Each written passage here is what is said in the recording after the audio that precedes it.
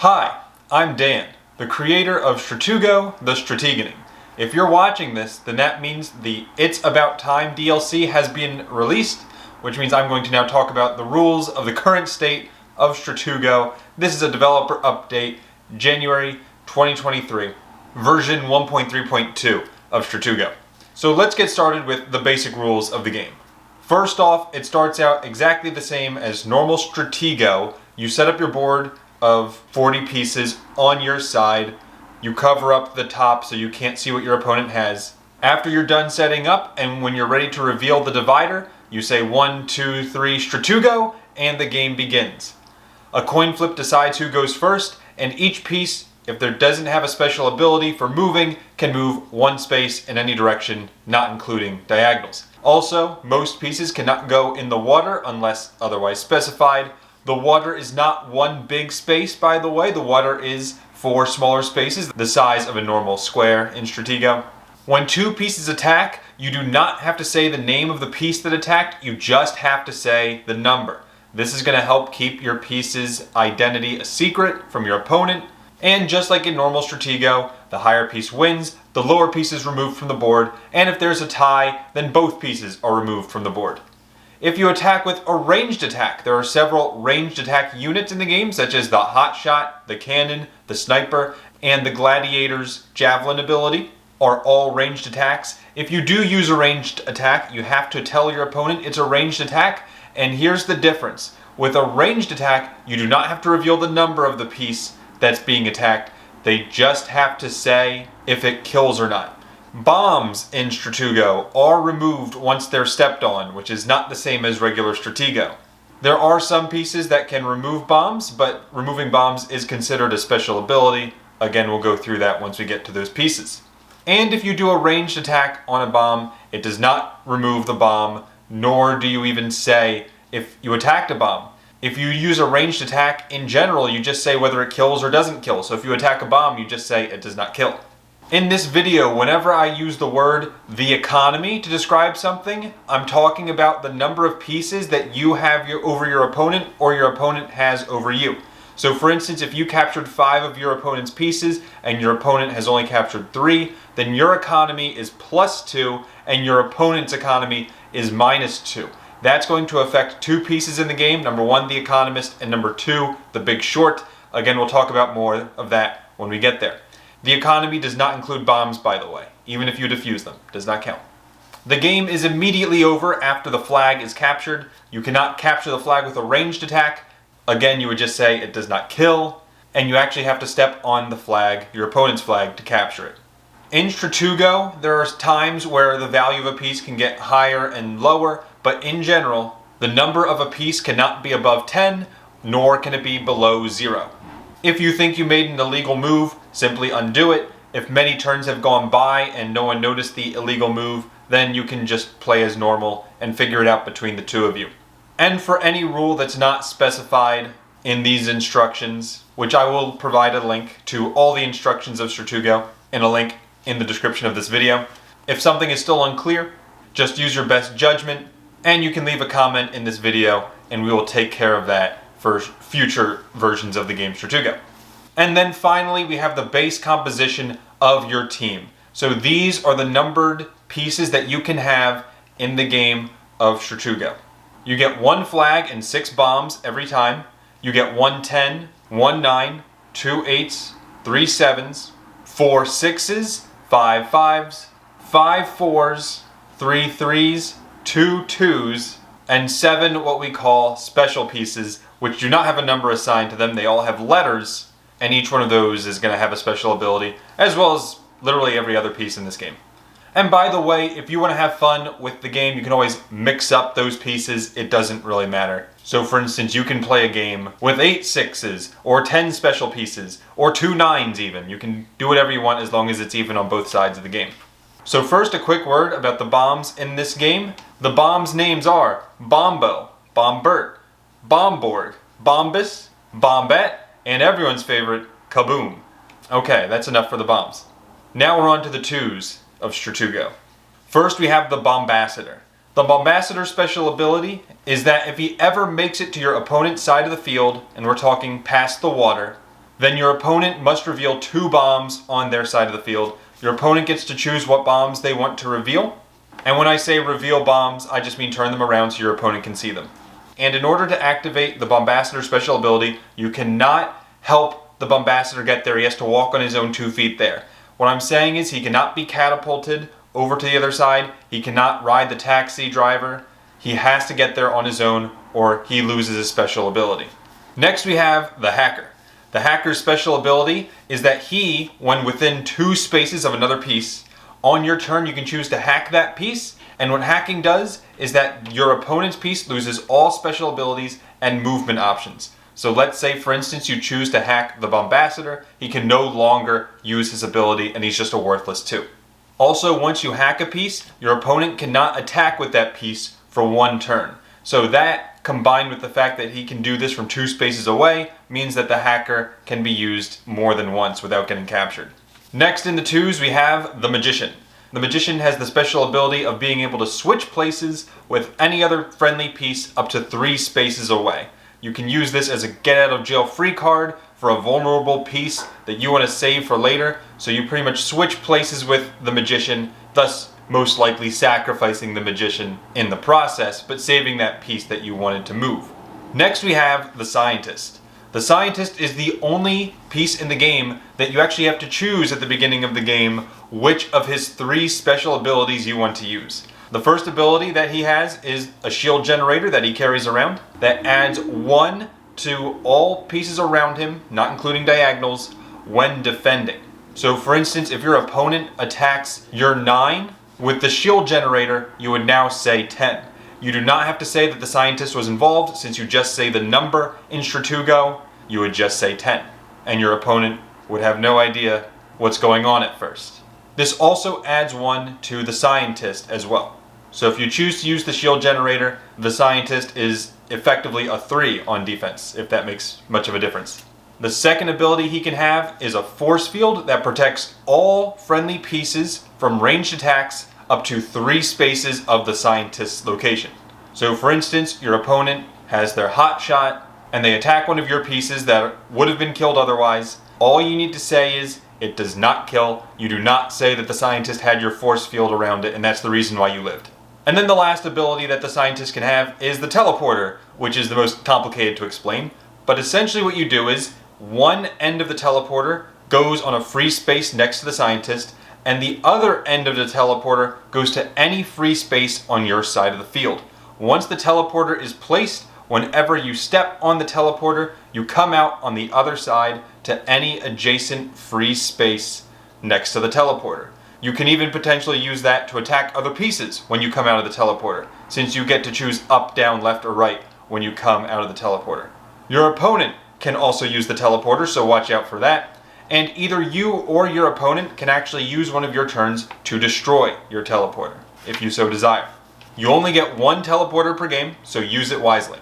The Scout is a classic piece from the original Stra2go, and just like in the original game, he can move any number of spaces down a row or column, not including diagonals, and he can scout pieces up to 2 spaces away. What scouting is on your turn, you actually say, I scout this piece, one of your opponent's pieces, and your opponent has to tell you not only the number, but the actual identity of the piece. So out of those pieces, you can select up to 2 2s for your team. And that's it for the 2s, now we're on to the 3s. The next piece we have is the Drummer Boy. The Drummer Boy has the special ability of adding 1 to all attacking pieces that are next to the Drummer Boy, not including diagonals. So for instance, if you decide to attack with one of your 7s and it's next to the Drummer Boy, then that piece is now an 8. There's 2 things you cannot do in combination with the Drummer Boy. Number 1 is you cannot combine the Drummer Boy with ranged attacks, such as the Hot Shot or the Cannon, and you cannot use the Drummer Boy's special ability in combination with the Catapult, which is a piece that can launch friendly pieces 3 spaces forward. You cannot use that in combination with the Drummer Boy. Next up we have the Electrician. The Electrician's special ability is that he can shock any enemy pieces next to him, which stuns them for 2 of your opponent's turns. They cannot move, they cannot attack, they cannot use any special abilities. They are stuck in place for 2 of your opponent's turns before they can move again. The Electrician also has the useful ability of being able to shock the water, which instantly kills any piece in the water, except the Navy SEAL, which we'll get into later. Next we have the Hypnotist. The Hypnotist has a very strong special ability where if an enemy piece is next to him, he can hypnotize it, thus causing that piece to fight for your side. You have control of that hypnotized piece until one of three things happen. Either 1, the hypnotist is captured, 2, you choose to stop moving the hypnotized piece and you move another piece, then that breaks the hypnosis, or 3, you capture one of your opponent's pieces with the hypnotized piece. So essentially the game plan with the Hypnotist, you want to hypnotize one of your opponent's high pieces, you use it against them, run it into one of your opponent's other pieces, one of them gets captured, and then your opponent gets the hypnotized piece back, unless of course it died in the combat. Next up we have the Miner. The Miner is another 3, and his special ability, just like the original Stra2go game, where there's a miner, which is also all the 3s in the normal Stra2go, is that they can defuse bombs. However, this is the only miner in the game. Well, at least one of the only 2 miners. The Miner's special ability is that he can defuse bombs. He can also move up to 3 spaces in any one direction. He does this by tunneling underground, which means you can move underneath your own pieces or any of your opponent's pieces. So use that to your advantage when using the Miner. The next piece we have is the Miner, spelled M-I-N-O-R, and her special ability is that she can send any enemy piece next to her to jail. Jail just means off the board, but they can still come back to the game. In order to get your pieces out of jail, you need to capture your opponent's Miner. Again, M-I-N-O-R. So since the Miner can send any piece to jail that's next to her, you can only capture the Miner with a piece that can move more than 1 space or with a ranged attack.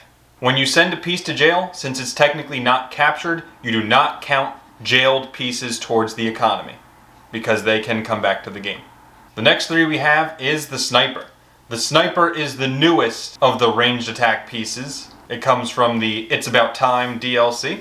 And the Sniper's special ability is that he's a ranged attack unit. He can attack up to 4 spaces away, which is more than any other ranged attack in the game. It's also the weakest ranged attack, coming in at a 3.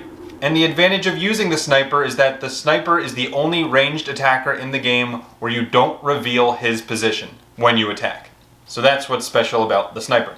That's all the 3s, and you can choose up to 3 of the 3s to be on your team. Now we're on to the 4s. The first 4 we have is the Avenger. Whenever the Avenger is fighting a piece that has already captured one of your pieces, then his number goes up by 3 when attacking that piece. So let's say your opponent's 6 captures one of your 5s, the Avenger is now a 7, essentially, when attacking that 6 that captured one of your pieces. So the Avenger, just like his name implies, he avenges his fallen teammates. When attacking a normal piece, he's just a 4 again, so make sure that you keep track of his number when in a combat. Next up we have the Average Joe. The Average Joe has no special abilities. And now we have the Captain. The Captain is a 4, and her special ability, she is the first of the pieces that can go in the water. When she is in the water, her value goes up by 4, so she is an 8 when she's in the water. When she is in the water, she can even move in diagonals, but when you move back out of the water, you cannot move in diagonals. When you do leave the water, you are an 8 for that attack only, so use that to your advantage when using the Captain. Next up we have the Commando. The Commando is a 4 who uses the perk Commando for Modern Warfare 2, and whenever he attacks an enemy piece, you will add 2 to his number, making him a 6. He also has the cool ability of being able to move any number of spaces down a row or column when attacking. Next we have the Detective. The Detective is a very interesting piece. He's a 4, which is a low number, but if he successfully captures an enemy piece and lives without dying, then your opponent reveals the position of their flag. So if you do manage to pull this off, it's a huge win for you. You don't win the game, but you at least reveal where your opponent is hiding their flag, and it's not that big a risk because you're only losing a 4. The next piece we have is the Explosives Expert. The Explosives Expert is a 4 who his special ability is that after he defuses a bomb, your opponent then has to reveal the position of another bomb on their side of the field. Your opponent gets to choose which bomb. Next up we have the Hotshot, which I've already mentioned numerous times. The Hotshot is a 4, and she is one of the ranged attack pieces that I mentioned earlier. She can attack up to 3 spaces away, She is a 4, which means that if the enemy piece is a 4 or lower, it is killed. If it is 5 or higher, your opponent just say, does not kill. The hotshot does reveal her position when attacking, unlike the sniper. Next up we have the martyr. The martyr is a 4, and when the martyr is captured, the next one of your pieces involved in a combat is a 10. Since your opponent will know when they capture the martyr, they will be on the lookout for the next piece to attack. Maybe your opponent even sacrifices one of their lower pieces to get that ability out of the way, because the 10 only lasts for one combat. And no, ranged attacks do not count towards that 10 ability. Next up we have the ninja. The ninja first of all has the special movement option of being able to move in diagonals, and whenever he attacks backwards, either straight backwards or diagonally backwards, he can take out any piece in the game automatically. So for instance, the ninja can even be used to capture your opponent's 10. Next we have the whaler. The whaler has the special ability of being able to capture any piece that's next to him that's in the water automatically. So even though the whaler is only a 4, he can even capture your opponent's Navy SEAL if they're using it, which is a 9. That is all the 4s, and you can choose 5 4s to be on your team. Next up we have the cannon.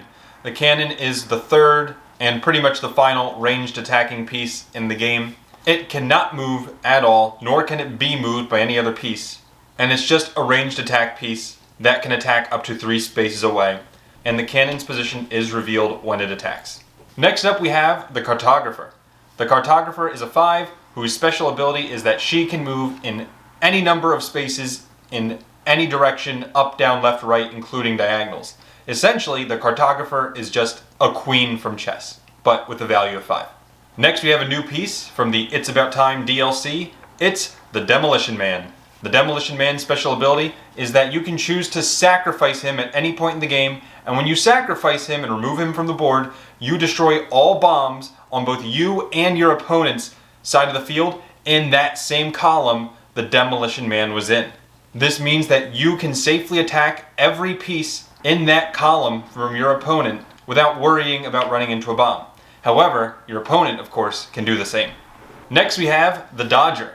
The Dodger is a famous piece in Stra2go whose special ability is that she can dodge out of the way whenever she's attacked. When we say dodge, here's how it works. Your opponent attacks the Dodger, she moves out of the way 1 space in any direction, and then it's your turn again and you can move her again to safety.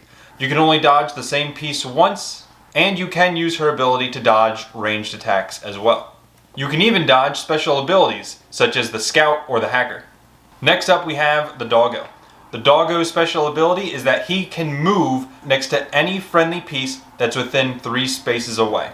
Normally he can just move 1 space if you don't use that special movement ability.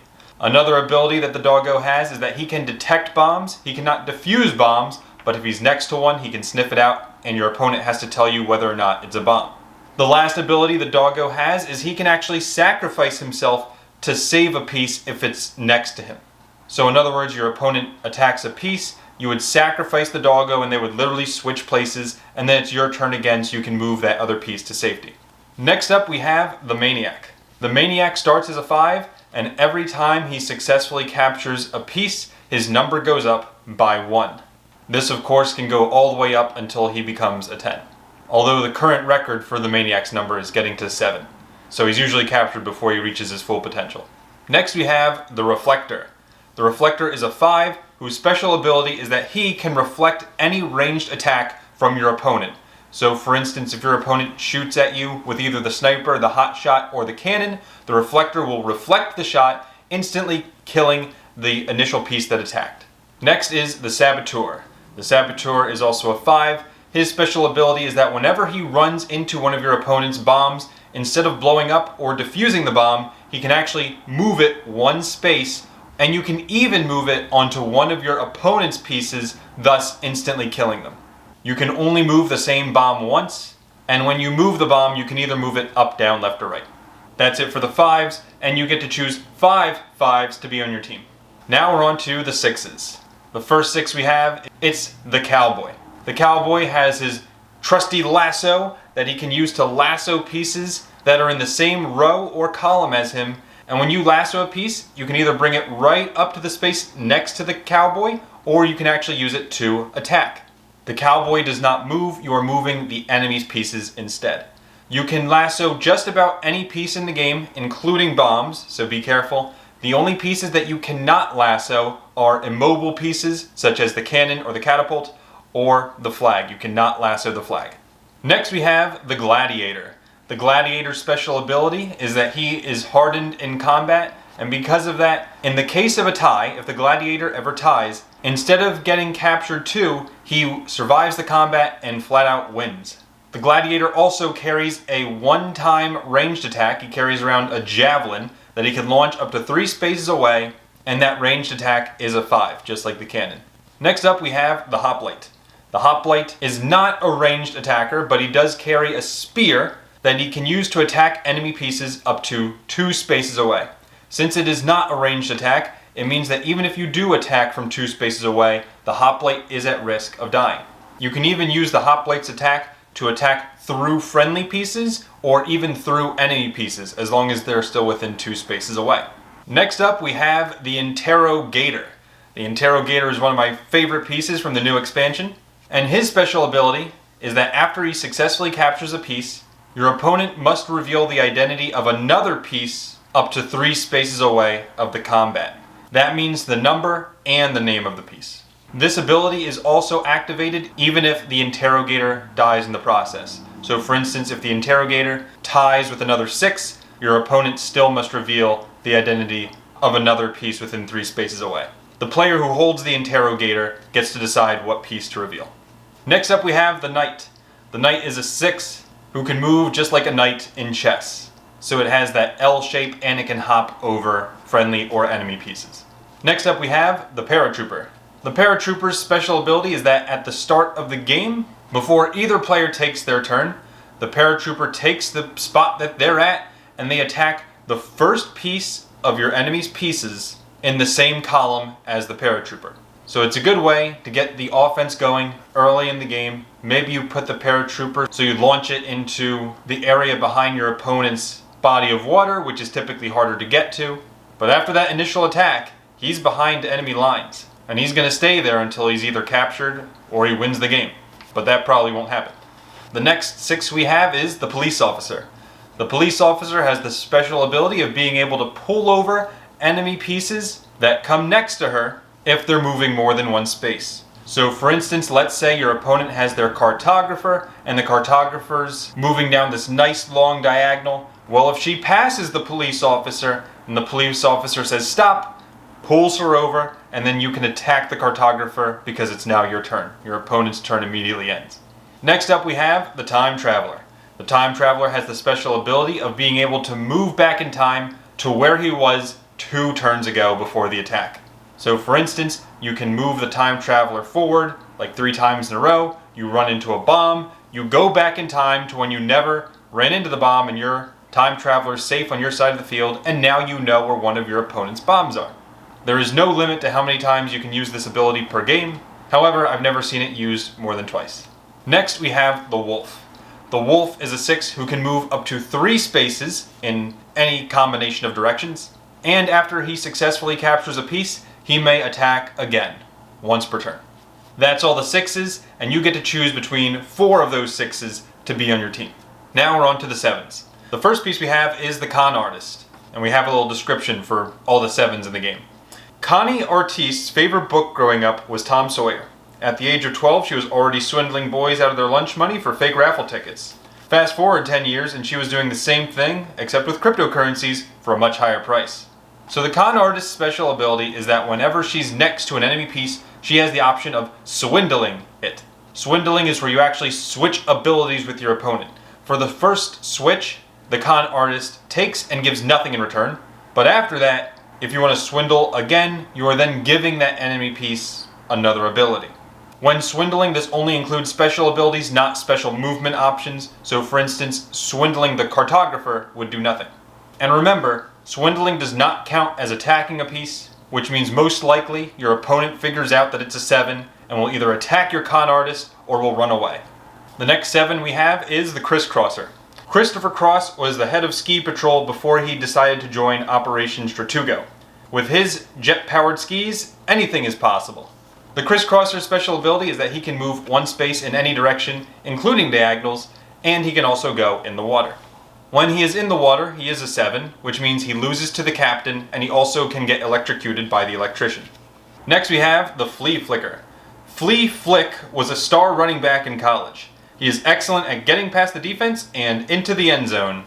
His special ability is that he can move up to 3 spaces, but only forward. He can move 1 space left, right, or backwards, but forwards he can move up to 3 spaces. Inevitably, Flea Flick almost always runs into a bomb every single game. It's very tragic. The next piece we have is the Hopscotcher. Haley Hoppy Scotch was the local hopscotch champion of the playground before she became an Olympic gymnast and undercover CIA field agent. Her special ability is that she can move either 1 or 2 spaces down any row or column, and she can also jump over friendly pieces or even enemy pieces. Jumping over a piece does not count as attacking. And then the last 7 we have is the Minesweeper. Michael Minesweeper McGee was just a normal guy with a metal detector. After years of playing Minesweeper on his computer, he eventually became a bomb defusing expert. So the Minesweeper carries a metal detector that can detect how many bombs are next to him, including diagonals. He cannot defuse bombs, he can only detect them, and he only knows the number of bombs next to him, not their position. That's all the 7s, and you get to choose up to 3 7s to have on your team. Now onto the 8s. The first 8 we have is the Edgelord. The Edgelord has the special ability of being able to bring back any piece in the game that you already lost as long as its number is 8 or less. Almost certainly you would use the Edgelord to bring back another 8 or to bring back one of the special pieces which we have not went over yet. The next 8 we have is the Gambit.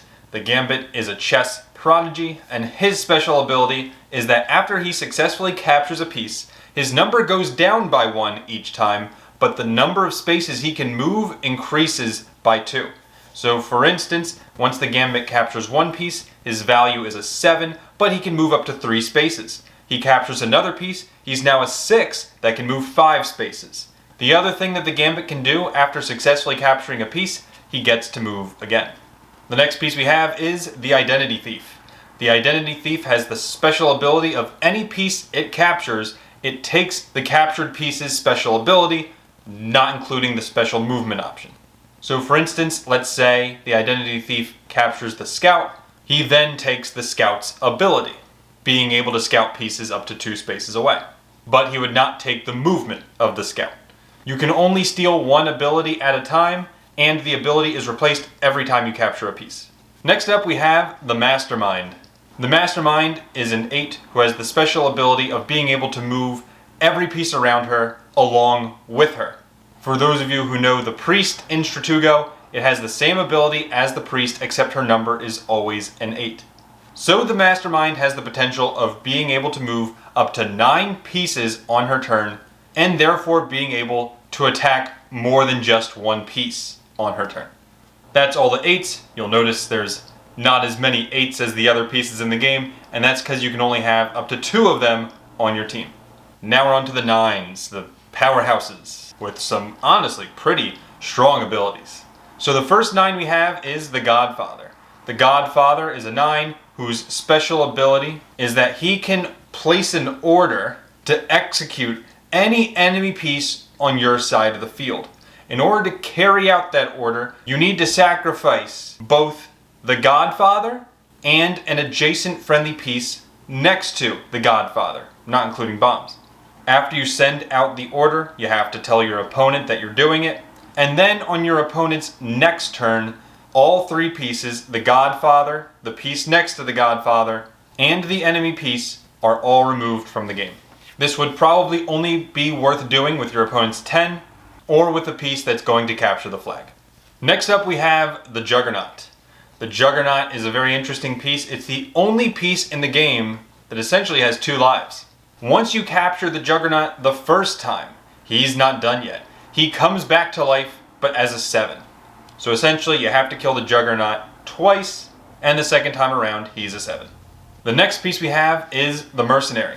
The Mercenary was the original 9 of Stra2go, And her special ability is that she does not fall prey to any of the special abilities that I just said. In other words, she cannot be shocked by the electrician. She cannot be scouted by the scout. She cannot be hacked by the hacker. She cannot be lassoed by the cowboy. And any special abilities that kill, such as the ninja attacking backwards, do not work. No special abilities work on the mercenary. Essentially, the way you're going to look at the mercenary is whoever has the higher number is going to win. And the last of the 9s we have is the Navy SEAL. The Navy SEAL is a combat-trained military expert who is able to go in the water, not die to the electrician when he shocks the water. Instead, the Navy SEAL just has to hop out of the water instead of dying. And the Navy SEAL can also defuse bombs. So those are the 4 9s, and only one of them get to be on your team. And now we're on to the 10s. There are 3 10s in the game. You only get to choose one of them. And you get to choose between the Biden, the Trump, and the Putin. The 10s have no special abilities, but they are still a 10, which means they are the strongest piece in the game. And now we are on to the special pieces. The special pieces are interesting because most of them do not have a set number. Most of the numbers are actually 0, but they have some kind of weird mechanic that makes them different in terms of how they attack or how they interact with other pieces. So first off, in alphabetical order, we have The Big Short, but it wouldn't make sense to explain The Big Short until I first talk about The Economist. The Economist is a 5 whose number depends on the economy, which I mentioned earlier. Again, if you have more pieces captured than your opponent, like let's say you captured 6 and your opponent only captured 3, then your economy is +3 and your opponent's economy is -3. So in that example, the Economist on your team would be an 8 because it's 5 + 3, and your opponent's Economist would be a 2, 5 - 3. Again, since pieces cannot go above 10 or below 0, the highest value the Economist can be is a 10. Next we have The Big Short. So shorting in the stock market is the opposite of placing a bet. So in other words, if a stock is doing bad, you'd want to short it because the worse that stock does, the better your returns are, the more money you get. And of course, the most famous shorter of all time is Michael Burry, which is why he gets the spot as The Big Short, because they even made a movie after him called The Big Short. The Big Short does the opposite of The Economist. When you're doing bad, his number goes up, and when you're doing well, his number goes down. Next we have the Catapult, probably the most fun piece in the game. What the Catapult does is that he can launch any friendly piece forward exactly 3 spaces. So you really have to think about where you place your Catapult because you're not going to be able to move it once the game starts. The Catapult cannot be moved, it's an immobile piece, and there's no limit to how many pieces you can launch with the Catapult. Next we have the Diver. The Diver is one of the few pieces that can go in the water, and her special ability is that any piece she's next to who's on land, she automatically kills. So for instance, you put your Diver in the water, you move forward 1 more space, you're facing off against an enemy piece. Assuming they don't move it, you can then drag it into the water, thus killing them automatically. While in the water, the Diver automatically trades with every other piece in the water, no matter what number it is. The Diver will be captured if the electrician ever electrocutes the water, so make sure you know where the electrician is before going into the water. Next we have the EOD bot. The EOD bot is one of the few pieces in the game that can defuse bombs. The EOD bot can also move any number of spaces on the board, but it cannot attack. Which means that let's say you think that that piece over there is your opponent's bomb, you spend 1 turn going over to the bomb, and on your next turn you can defuse it, and then you can use your next turn to get out of the way to save your EOD bot. The EOD bot's strength is 0, which means it can be killed by any other piece in the game and any ranged attack. Next we have the False Flag. The False Flag is a piece that you do not want to capture. Let's say you use the False Flag and your opponent captures it, which it can be captured by any piece in the game. Then your opponent must reveal the position of their flag. The one thing about the False Flag, you cannot put it in the front 2 rows, you have to put it in one of the back 2 rows of your board. Next up we have one of my favorites. It's the Gambler. The Gambler carries a revolver that has 3 bullets in the chamber and then spins the chamber, which means he has a 50-50 chance of killing his opponent. Every time the Gambler attacks, you have to flip a coin to determine the outcome of the combat. No matter if it's a 2 or a 10, everyone lives and dies by the coin, except the Mercenary. The Mercenary just always beats the Gambler, because that's a special ability. Next we have the Guardian. The Guardian is an interesting piece because it's the only piece in the game that can attack but not kill pieces. So first of all, the Guardian's number is dependent on where it is in relation to the flag. So for instance, if the Guardian was on the flag, it would be a 10, which is impossible. But for every space it is away from the flag, it goes down 1 in value. So for instance, if you're 2 pieces away from the flag, it's an 8. If you're 1 piece away from your flag, it's a 9. But the Guardian does not kill pieces, it simply respawns them back on your opponent's side of the field. The Guardian is a great last-ditch effort to defend your flag, but it's not good because your opponent's going to know where your flag is, and it didn't actually kill the piece that it attacked. Next we have the Infiltrator, another one of my favorites. The Infiltrator's number is dependent on what number row he's on. So the Stra2go and Stra2go board is a 10 by 10 grid. When you are on the first of your rows, the Infiltrator is a 1, and it will go up by 1 in value for each row he's on. So for instance, if you get to your opponent's very back row, he's a 10. And you can move the Infiltrator with any of your other special pieces, such as the Catapult or the Taxi Driver, which I'm going to discuss in a minute, to help move your Infiltrator further into the back row. Next we have the Priest, which I mentioned earlier along with the Mastermind. The Priest's special ability is that he can move every friendly piece around him, including diagonals, which means he can move up to 9 pieces at once. The differences between the Priest and the Mastermind is that the Priest's number is determined by the number of friendly pieces around him, including the Priest. So at minimum, the Priest is always a 1. So now that the Mastermind and Priest are both in the game, which they were not previously before this latest update, your opponent will not know when you're moving 9 pieces at once. Your opponent will not know if it's the Priest or the Mastermind, and you can even do it twice per game because now there's 2 pieces that can move that way. And next we have the Princess. The Princess is one of the most interesting pieces in the game. First, the Princess starts out of her tower, walking around, doing whatever, but once she's captured, and this ability is not triggered if the Princess attacks someone has to attack the Princess, then the Princess is then captured. When you capture the Princess, instead of putting her off to the side, it stays on the board, but you put it in a free space in your opponent's back row, and now your goal is to save that Princess. If you successfully save the Princess by stepping on the Princess's space, then your opponent must reveal their entire back row for the rest of the game, meaning they actually have to flip every piece around. Next we have the Radar Jammer.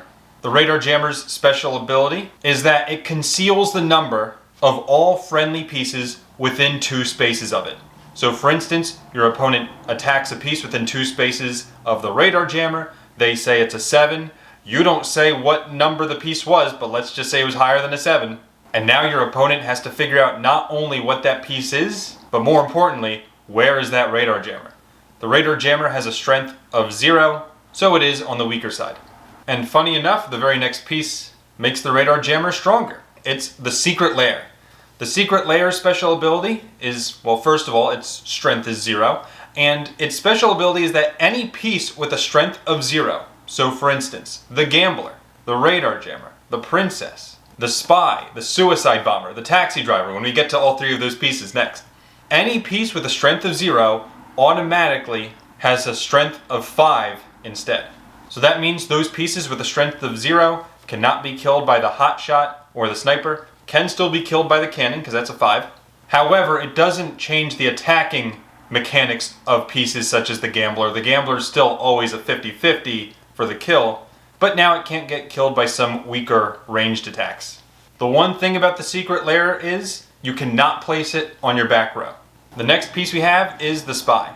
The Spy's special ability is similar to Stra2go. So in the original Stra2go, the Spy wins if attacking first and loses if being attacked, but it can only be used to capture the 10. That's the trade-off of the Spy, which I only found out literally this year. I've been on this earth for 26 years, and this whole time I thought the Spy could capture any piece if it attacks first, but no, only the 10. Well, no longer, because in Stra2go, the Spy captures any piece in the game if it attacks first, but conversely loses to any piece if attacked, no matter how strong or weak it is. And then there's the most fun and chaotic piece in the game. It's the Suicide Bomber. The Suicide Bomber is a walking bomb. Any piece that he attacks or attacks him blows up and both pieces are removed from the board. In the rare event that the suicide bomber runs into another suicide bomber or a bomb, then every piece around them, including diagonals, is removed from the board. Doesn't matter if it's friend or foe, they're gone. However, the suicide bomber is volatile. His number is a 0, which means he's susceptible to being captured by any ranged attack, unless of course you have the secret lair. And the last piece in the game, it's a fun one, the taxi driver. The taxi driver's special ability is that he can move along with another piece any number of spaces on the board. The only thing you have to be careful of is that you need to make sure there's enough free spaces to actually move 2 spaces anywhere on the board that you can move. So pieces can be blocking the path, you can't move them, and it kind of nullifies his ability. But he can move any piece in the game, including bombs, except of course for immobile pieces such as the cannon, the catapult, the flag, and the false flag. The taxi driver cannot attack other pieces, and every time he moves, you need to wait 1 turn to refuel. The reason why we have that rule is so he can't just zip around the map and you can't kill him. So after he moves a piece, or even just moves on his own, he cannot move again for 1 turn. And out of all those special pieces, you get to choose a whopping 7 of them to be on your team. And that is all the rules for the current version of Stra2go as of January 2023. Thank you all for watching. If you'd like your very own version of Stra2go, just leave a comment below and I will give you the link to download your own set. But you'll have to buy your own version of the game, Stra2go, and then either glue or tape all of the pieces like I did. And of course, if you'd like to read the lore with all the characters, leave a comment below and I will send that to you as well. Thank you all for watching, and I'll see you in the next video, whenever that is. Bye-bye.